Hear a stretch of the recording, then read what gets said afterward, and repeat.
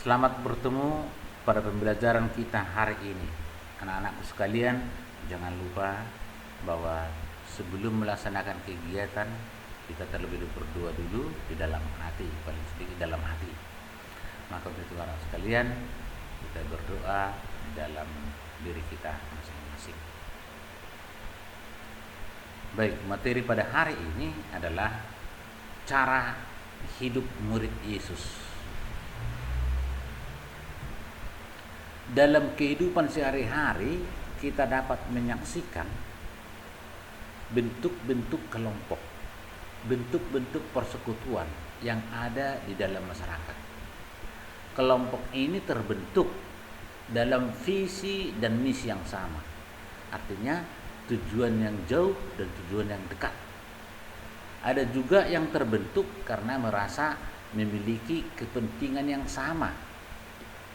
Ada yang merasa karena mempunyai tujuan yang sama, atau juga boleh karena dipersatukan oleh hobi yang sama, maka terjadilah kelompok itu. Yang berikut, mereka merasa dalam persekutuan yang mereka ikuti membawa keuntungan karena dapat saling berbagi ataupun meringankan beban. Bukan keuntungan pribadi, tapi keuntungan secara bersama. Keberlangsungan hidup kelompok atau persekutuan sangat ditentukan oleh integritas pribadi anggotanya. Artinya tidak ada di situ keegoisan, tetapi harus hidup bersama dalam kelompok itu. Jika kebanyakan anggotanya lebih egoistis, dapat dipastikan persekutuan itu tidak akan bertahan lama. Nah, bagaimanakah dengan persekutuan murid-murid Yesus? Kita lihat yang pertama. Menggali pengalaman hidup Yesus. Dan menggali pengalaman hidup dalam persekutuan bersama dengan para muridnya. Manusia pada hakikatnya adalah makhluk sosial. Artinya tidak boleh hidup sendiri bagaikan pulau yang tersendiri. Tetapi makhluk yang memiliki kebutuhan dasar menjalin hubungan, menjalin relasi dengan sesamanya. Karena tanpa orang lain, kita sendiri tidak berguna juga. Tanpa saya pun orang lain membutuhkan kita. Orang lain juga akan kita butuhkan dalam hidup kita. Maka harus dijalin hubungan atau relasi dengan sesama. Mereka memiliki kebutuhan untuk membentuk suatu kelompok atau komunitas. Demikian juga halnya dengan para murid Yesus kala itu. Mereka membentuk persekutuan umat beriman, dan inilah bentuk persekutuan inilah yang disebut dengan gereja. Yang kedua, mendalami cara hidup persekutuan dalam kitab suci. Para anakku sekalian, simak dan bacalah perikop kitab suci berikut. Yang pertama, Kisah Para Rasul 4 ayat 32 sampai dengan 37, dan Kisah Para Rasul 2 ayat 41 sampai dengan 47. Apa dikatakan di situ?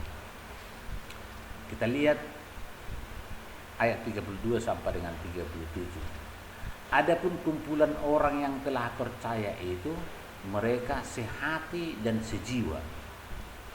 Tidak seorang pun yang berkata bahwa sesuatu dari kepunyaannya adalah miliknya sendiri, tetapi segala sesuatu adalah kepunyaan mereka bersama. Disebut juga persekutuan.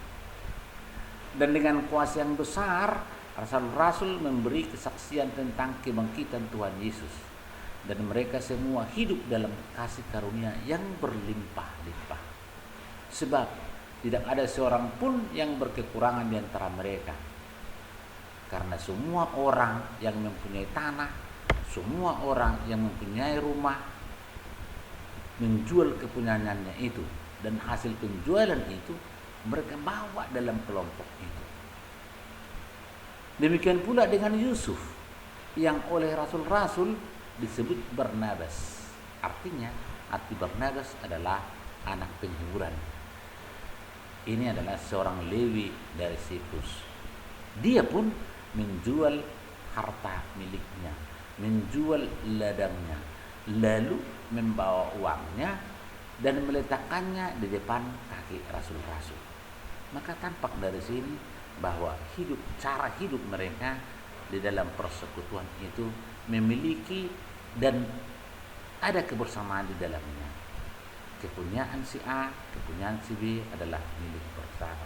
Itu dalam Kisah Para Rasul pasal 4. Kisah Para Rasul pasal 2. Orang-orang yang menerima perkataannya itu, artinya dalam pembelajaran itu, memberi diri dibaptis.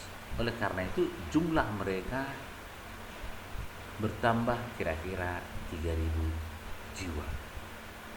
Oleh karena itu mereka bertekun dalam pengajaran rasul-rasul dan dalam persekutuan, dan mereka selalu berkumpul bersama untuk memecahkan roti dan berdoa secara bersama. Dan semua orang yang percaya itu tetap bersatu karena segala kepunyaan mereka adalah kepunyaan bersama. Dan selalu ada dari mereka yang menjual harta miliknya lalu membagi-bagikannya kepada semua orang sesuai dengan keperluan masing-masing. Oleh karena itu, dengan bertekun dan sehati, mereka berkumpul tiap hari di bait Allah. Mereka memecahkan roti di rumah masing-masing secara bergilir, makan bersama-sama dengan gembira, dengan tulus hati. Sama persis seperti kita pada zaman ini. Ada kelompok doa lingkungan dengan berganti-ganti di rumah si A, si B, si C, dan seterusnya. Itulah yang mereka lakukan oleh murid-murid Yesus untuk membentuk persekutuan hidup mereka.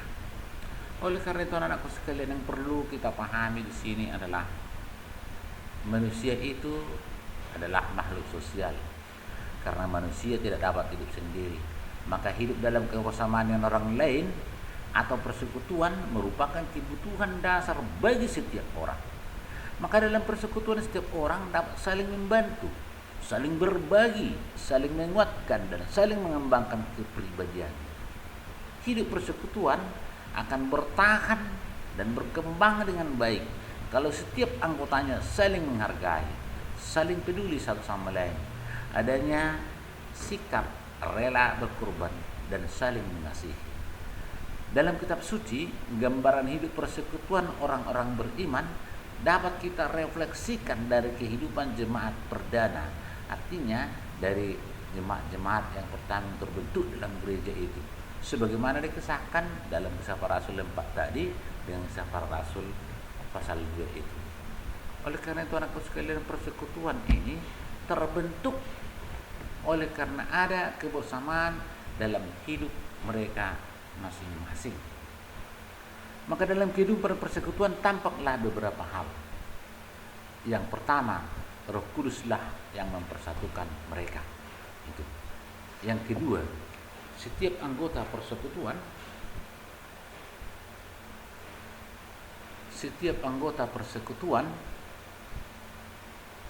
adalah sesama yang sederajat. Tidak ada yang merasa lebih rendah ataupun lebih tinggi.